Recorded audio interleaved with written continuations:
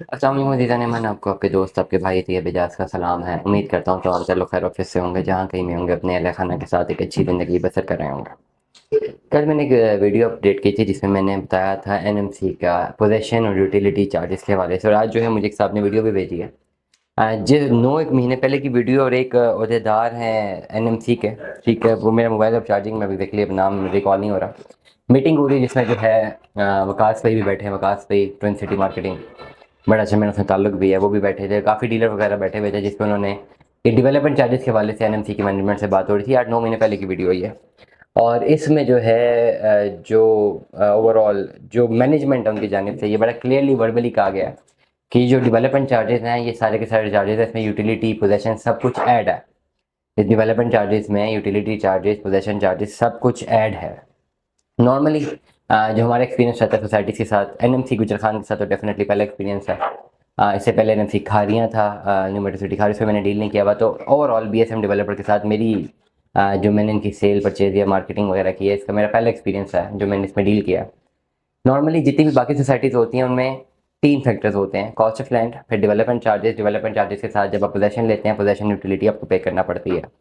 Possession utility क्या होती है? वो कभी भी लैंड की कॉस्ट होती है, उसमें एक्सेप्टेंस नहीं होती। मतलब वो पोजेसन यूटिलिटी का मतलब यही है, आपका बिजली गैस पानी की जो फराहमी है वो आप बाहर के प्लॉट उधर भी देते हैं, सोसाइटी के प्लॉट उधर भी देते हैं।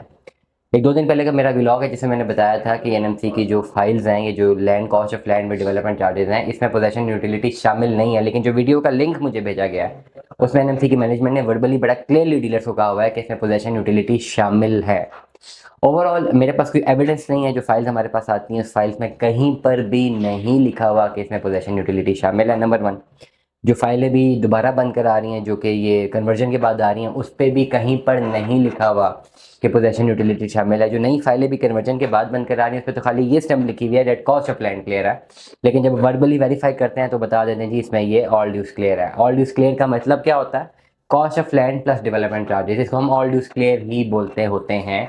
जब भी कोई ट्रांसफर लेता है या घर बनाता है, अपना टैक्स खुद पे करता है, कि पोजेसन यूटिलिटी खुद पे करता होता है, ठीक है, चाहे बाहर ले चाहे सोसाइटी में ले। ओवरऑल अगर तो पोजेसन यूटिलिटी पेड है तो वेल एंड गुड। मैं इस व्लॉग में ये नहीं कह रहा कि जी 100% sure short possession utility paid नहीं है, आपको पे करनी है। अगर वर्बली उन्होंने कहा, डेफिनेटली वो वीडियो 9 महीने पहले की मैंने नहीं देखी हुई थी, तो डेफिनेटली मुझे नहीं पता था, आई वॉज नॉट श्योर। और जब फाइल्स बनकर आई हैं तो फाइलों पे भी कहीं स्टैंप नहीं लगी हुई कि जी ये ऑल ड्यूज क्लियर है, ये पोजेसन यूटिलिटी क्लियर है, ये कहीं पर भी नहीं लिखा हुआ कि इसके बाद जो है पोजेसन यूटिलिटी जो है सोसाइटी डिमांड नहीं करेगी। तो ओवरऑल मेरी नॉलेज में ये है, मुझे लगता ही है कि इसमें पोजेसन यूटिलिटी क्लियर नहीं है। लेकिन जो यूट्यूब पे वीडियो सर्कुलेट कर रही है 9 महीने पहले की है, जिसमें एनएमसी की मैनेजमेंट ने ओरली वर्बली ये बोला हुआ है कि इसमें यूटिलिटी पोजेसन शामिल है, तो इट मीन्स फिर शामिल है। अब तक कोई ऐसा मेरे पास एविडेंस नहीं है कि किसी ने पोजेसन यूटिलिटी पे किए हो, कोई ऐसा एविडेंस नहीं है मेरे पास। और साथ ही जो है ओवरऑल जो हमारे जो जिनके साथ हम काम कर रहे हैं, जो अनऑथराइज सेल्स पार्टनर के साथ, उनसे भी मैंने रब्ता किया, तो उनको भी मैंने कहा कि इसमें पोजेसन यूटिलिटी क्लियर है कि नहीं। तो थोड़े बहुत वो भी मेरी व्लॉग करने से पहले उन्होंने मुझे क्लियर आंसर नहीं दिया। उन्होंने कहा मैं पता करके बता देता हूँ।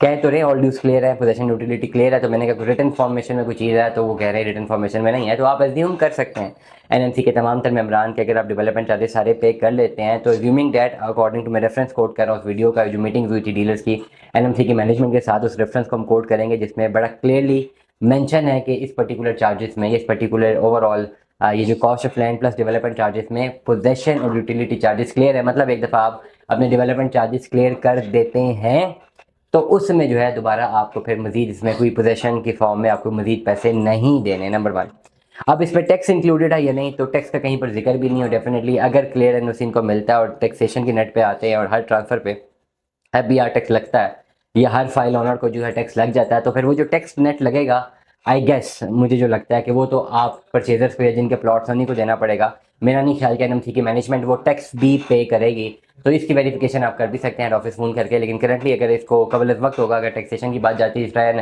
कैपिटल स्मार्ट सिटी में भी टैक्सेस लगे हैं, तो जिन जिन के नाम पे प्लॉट्स हैं उन्हीं को ये टैक्स लगे हैं और उन्हीं के नाम के उन्होंने उन्होंने पे किया। जो खरीद रहा है वो भी अपना टैक्स पे कर रहा है, सेलर भी अपना टैक्स पे कर रहा है, सोसाइटी ने खुद तो ये टैक्स पे नहीं किए हुए। तो तमाम तर लोग जिनके एनएमसी में फाइल्स मौजूद हैं, ओवरऑल ये कॉस्ट ऑफ लैंड क्या होती है, डेवलपमेंट चार्जेस क्या होते हैं, पोजेसन यूटिलिटी क्या होगा, टैक्स क्या होगा, सारी की सारी चीज़ें मैंने कोशिश किया कि आसान लफ्ज़ों में आपको बताऊं। फिर टिल डेट हम ये एज्यूम कर सकते हैं कि अब आपके पर्टिकुलर जो भी आपके पास प्लॉट एनएमसी का या लैंड है उसमें अगर आपके पास कॉस्ट ऑफ लैंड क्लियर है, डेवलपमेंट चार्जेस अगर आपने पे कर दिए हैं तो इट मीन्स कि आपने पोजेशन यूटिलिटी पे कर दी है करंट हालात, करंट सिनेरियो के मुताबिक या करंट इन्फॉर्मेशन के मुताबिक till further any further information. दुआ में याद रखिएगा, अपना बहुत सारा ख्याल रखिएगा। स्टे ट्यून में। अल्लाह हाफिज़।